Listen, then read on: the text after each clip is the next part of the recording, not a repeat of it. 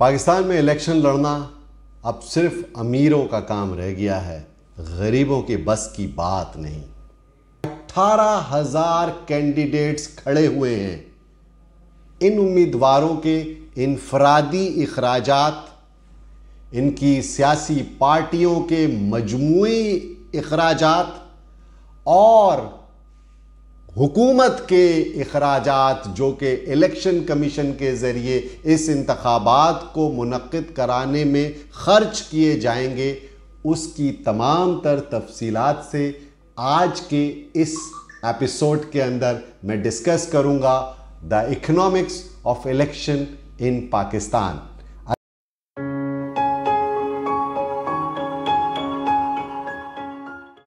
अस्सलाम वालेकुम, मैं हूँ शकील अनवर कमाल। साल 2024 दुनिया में इलेक्शंस का साल है।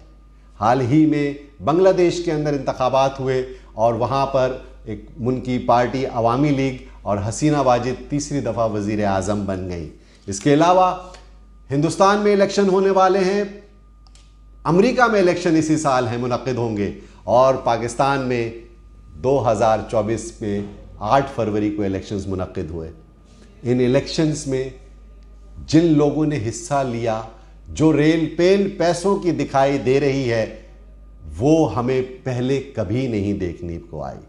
गो के इंतखाबात एक महंगा काम है, इसमें उम्मीदवार का खर्चा होता है, सियासी पार्टियां भरपूर कैंपेन चलाने के लिए अखराजात करती हैं और हुकूमती मशीनरी के ऊपर जो अखराजात आते हैं वो पाकिस्तान के कौमी ख़जाने के ऊपर बहुत बड़ा बोझ है, क्योंकि पाकिस्तान का कौमी ख़जाना आप जानते हैं कि आजकल खाली है। पाकिस्तान में माशी तौर पर बहुत नाहमवारी के दौर से गुज़र रहा है गुज़िश्ता 4-5 साल से, और पाकिस्तान के फॉरेन एक्सचेंज रिज़र्व्स भी बहुत डिप्लीट होते रहे। अब तो गुज़िश्ता 6 महीने से थोड़ा सा आसरा हुआ है IMF की लोन मिलने के बाद से।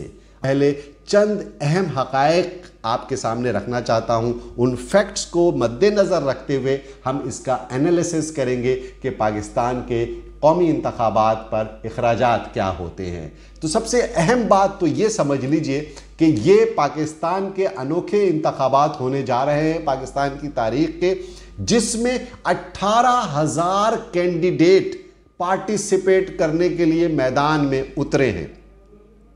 नेशनल असेंबली की और कौमी सूबाई असेंबली की 1125 टोटल सीट्स हैं, जिस पर 18,000 कैंडिडेट उतरा है। और ये तारीख में पहली दफ़ा है कि 19 कैंडिडेट एक NA की एवरेज के ऊपर उतरा है। तो अब आप सोचिए कि 18,000 कैंडिडेट की ज़र ज़मानत, 18,000 कैंडिडेट्स के अखराजात का मजमूई तखमीना हम लगाते हैं। तो उससे पहले मैं आपको बता दूं कि सबसे अहम बात यह है कि पाकिस्तान के कौमी ख़जाने से मिनिस्ट्री ऑफ फाइनेंस ने 42 अरब रुपए मख्तस किए गए हैं इन इंतखाबात के इनेकाद के लिए, और इलेक्शन कमीशन को मरहला वार 10 अरब पहले, फिर 17 अरब, और इस तरह से वो रकम पास ऑन की गई है ताकि इलेक्शन का मटेरियल, जिसमें प्रिंटिंग, वोट बैलेट पेपर और प्रिंटिंग का बेपनाह काम है, बैलेट बॉक्सेस, इसके अलावा जो ह्यूमन रिसोर्स इन्वॉल्व होगी, टीचर्स इन्वॉल्व होंगे, स्टाफ इन्वॉल्व होगा और उनकी रिक्वायरमेंट्स होंगी, उसको फुलफिल करने के लिए ये पैसे खर्च होंगे। लॉजिस्टिक्स के ऊपर बहुत बड़ा अखराजात आता है कि गाड़ियाँ मूव करती हैं, व्हीकल सपोर्ट होती है उनको। इसके अलावा बेपनाह काम होता है इलेक्शन के दिन, और इलेक्शन से पहले तकरीबन महीनों से इसकी तैयारी होती है। और जी, तो 24 करोड़ से ज़ायद नफूस पर मुश्तमिल ये मुल्क है, और उसके अंदर 18,000 कैंडिडेट्स मैदान अमल में उतरे हैं और 1125 टोटल नशिस्तें हैं कौमी और सूबाई असेंबली की मिला करके। अब मसला ये है कि इस 24 करोड़ आदमी में से वोटर की तादाद कितनी है। तो 2018 के आखिरी इलेक्शन के अंदर 10 करोड़ 60 लाख लोग, 106 million people were enrolled as a registered voter. इस दफ़ा 25 जुलाई को 2023 में जो लिस्ट आई है इलेक्शन कमीशन की, उसके मुताबिक उसकी वोटर्स की तादाद में इजाफा हो गया है और अब मुल्क में 127 मिलियन रजिस्टर्ड वोटर हैं। इस मुल्क में 166 सियासी पार्टियां हैं। 166 political parties are registered in election commissions. Big parties PTI, PMLN, people's party, MQM, Jamaat Islami, TLP, JUI, ANP और बहुत सारी मजहबी, सियासी और इलाकाई पार्टियां उसके अलावा हैं। इसके अलावा जो इंडिविजुअल कैंडिडेट्स हैं, आज़ाद उम्मीदवार हैं, उनकी एक बहुत बड़ी तादाद इस दफ़ा इलेक्शन में पार्टिसिपेट कर रही है और बहैसियत मजमूई 18,000 कैंडिडेट्स बनते हैं। अब जो पाकिस्तान की हुकूमत का खर्चा वो तो मोटा मोटा 42 अरब रुपए हो गया, एक्सचेकर से वो चेक कट गया और वो पैसा निकल गया और इन अखराजात में जाएगा जो कि आपके कौमी खजाने से निकल चुके हैं वो पैसे।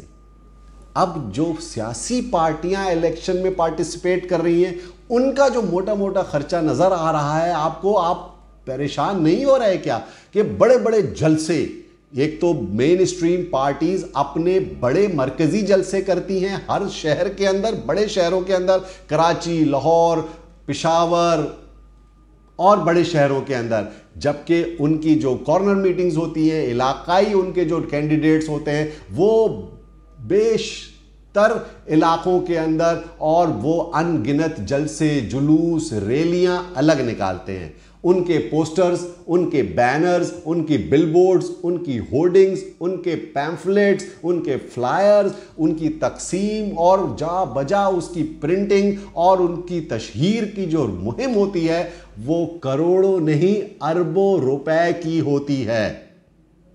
इसके अलावा जो वो टीवी खरीदते हैं, मीडिया लेते बाय करते हैं, जिसमें इलेक्ट्रॉनिक मीडिया पर प्राइम टाइम के ऊपर उनके ऐड चल रहे होते हैं, जैसा कि आपने देखे, और ख़ास तौर पे सबसे बड़ा खर्चा कौन कर रहा है आप सब वाकिफ़ हैं, पीपल्स पार्टी कर रही है, मुस्लिम लीग नून कर रही है, जो कि प्राइम टाइम के ऊपर उनके इश्तहारात आ रहे हैं, उनकी डीवीसीज आ रही हैं, उनके टीवीसीज आ रहे हैं, टीवी कमर्शियल्स बनाए हैं उन्होंने।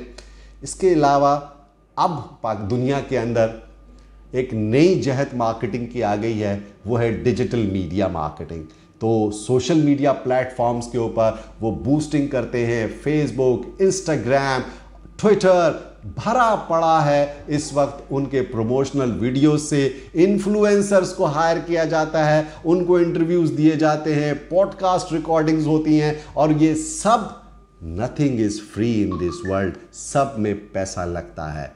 तो आप अंदाज़ा लगा लें कि ये तो थी पॉलिटिकल पार्टीज़ का मजमूई खर्चे के इन मामलात, जिसमें ह्यूमन रिसोर्स बहुत ज़्यादा इन्वॉल्व होती है, लॉजिस्टिक्स बहुत इन्वॉल्व होती है, डाले लिए हुए हैं, लैंड क्रूजरें ली हुई हैं, लोगों ने किराए पर उठा लिए, शोरूम में गाड़ियाँ नहीं मिल रही हैं बड़ी, उन लोगों ने 4 व्हीलर्स लिए हुए हैं और वो सब किराए पे गाड़ियाँ लेकर के चल रही हैं, और वो इलेक्शन की मुहिम में कारकुनों के अलावा हायर्ड पीपल भी आते हैं जो पैसे पे काम करते हैं। और इससे बढ़कर लॉजिस्टिक सपोर्ट के अलावा इलेक्शन वाले दिन जो वोटर्स को pick and drop service provide करनी है, तंबू कनात का खर्चा है, जलसे जुलूस का खर्चा है, रैलीज का खर्चा है, और सबसे बढ़कर बिरयानी और खाबों का जो खर्चा है, ये भी तो खर्चा है ना। इसको अगर कैलकुलेट करने बैठे तो उससे पहले, उसकी कैलकुलेशन से पहले मैं आपको एक तीसरा इम्पैक्ट ऑफ एक्सपेंडिंग्स बता दूं, वो है इंडिविजुअल कैंडिडेट का खर्चा। इंडिविजुअल कैंडिडेट पार्टी टिकट हासिल करने के लिए सुना है करोड़ों रुपए देके पार्टी टिकट हासिल किए गए हैं। अब ये सच है या झूठ है? मोटी मोटी बात है वो मैं आपको बता दूं कि 2013 में एक draft electoral reform bill prepare हुआ था इलेक्शन कमीशन के अंदर, और उसने प्रपोज किया था कि जो नॉमिनेशन फ़ी है, यानी कि कागजात नामजदगी जमा कराते वक्त जो सरकार फीस लेती है, उसको कौमी असम्बली की 4,000 से बढ़ाकर 50,000 कर दिया गया, और सूबाई असम्बली की बढ़ाकर 2,000 से 25,000 कर दिया गया। दो बड़ी पॉलिटिकल पार्टीज़ हैं, पीएमएलएन और पीटीआई, इन्होंने फी कैंडिडेट इन्होंने फिक्स प्राइस रखी हुई है 2 लाख रुपए की, और ये नॉन रिफंडेबल होगी, चाहे आप जीते या हारे, ये नॉन रिफंडेबल होगी। वो पार्टी ये टिकट देने के पैसे ले रही है, लेकिन ये तो बहुत मामूली रकम है 2 लाख रुपए। हमने तो सुना है कि कई हलकों के टिकट करोड़ों रुपए में बिके हैं, जैसा कि शेख रशीद की वीडियो से हमें पता चला। तो इस तरह के हम बहुत सारी कहानियाँ और बहुत सारी बातें हैं। अगर मैं उसको पैसों को कैलकुलेट करना शुरू करूं तो आप याद रखिए कि 42 अरब रुपए तो इलेक्शन कमीशन ने रिलीज़ कर दिए गए हैं मिनिस्ट्री ऑफ फाइनेंस की तरफ से, हुकूमत की तरफ से। नंबर 2, जो सिक्योरिटी के अखराजात हैं वो इसके अलावा हैं। इसके बाद अगर मैं 18,000 कैंडिडेट जो खड़े हुए हैं, अगर एक कैंडिडेट MNA MPA का 50 लाख रुपया फी कैंडिडेट खर्च करता है तो ये तकरीबन 90 अरब रुपए बनते हैं जी, तकरीबन 90 अरब रुपए। तो 100 बिलियन रुपीस के करीब तो पॉलिटिकल पार्टीज ओवरऑल और इंडिविजुअल कैंडिडेट ओवरऑल एक्सपेंसेस करते हैं। ये टोटल स्पेंडिंग है, इसका कोई ROI अभी कैलकुलेट नहीं हो रहा। ये पैसा किसी कारखाने में नहीं लग रहा कि उससे रिटर्न ऑफ प्रॉफिट भी आएगा, उससे नफ़ा भी आएगा। ये कोई यूनिवर्सिटी नहीं बन रही, ये कोई कॉलेज स्कूल में इन्वेस्टमेंट नहीं हो रही है। ये सिर्फ और सिर्फ खर्चा है, ये प्योर स्पेंडिंग है जिसमें कोई आमदनी का कोई रास्ता नज़र नहीं आता। लेकिन इतना बड़ा खर्चा एक एक उम्मीदवार कैसे कर पाता है? तो यकीनन कोई ना कोई इंटरेस्ट होगा उसके पीछे, कोई ROI तो होगी उसके पीछे। पाकिस्तान के अंदर सियासत अब अशराफिया का काम हो गया है, क्योंकि ओवरऑल अगर मैं इसको कैलकुलेट करूं तो ये 150 अरब रुपए की स्पेंडिंग का इलेक्शन होने जा रहा है कम से कम, जिसको इन डॉलर टर्म्स अगर मैं कैलकुलेट करूं तो it is around 535 million US dollars.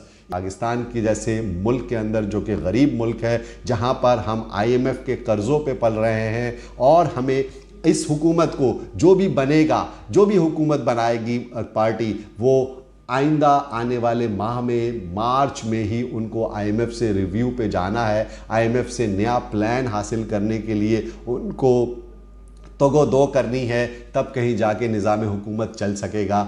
ऐसे हालात में इतनी बड़ी स्पेंडिंग कैसे हो सकती है? एक गरीब आदमी, एक मिडिल क्लास आदमी आज के दिन इलेक्शन के अंदर पार्टिसिपेट करने का ख्वाब भी नहीं देख पाता, क्योंकि इतने बड़े एक्सपेंडिचर वो कैसे कर सकता है। गॉन आर द डेज़ कि जब कम खर्च के अंदर भी इलेक्शन हो जाता था। इलेक्शन नो डाउट एक खर्चे का काम है, not only here in Pakistan, all around the world, specially हमारे सब कॉन्टिनेंट के अंदर, इंडिया में, बांग्लादेश में, पाकिस्तान में इस पर बहुत ह्यूज एक्सपेंडिचर्स आते हैं। लेकिन फिर भी कोई आम आदमी न्यू दिल्ली का वज़ीर आला बन जाता है, केजरीवाल जैसा।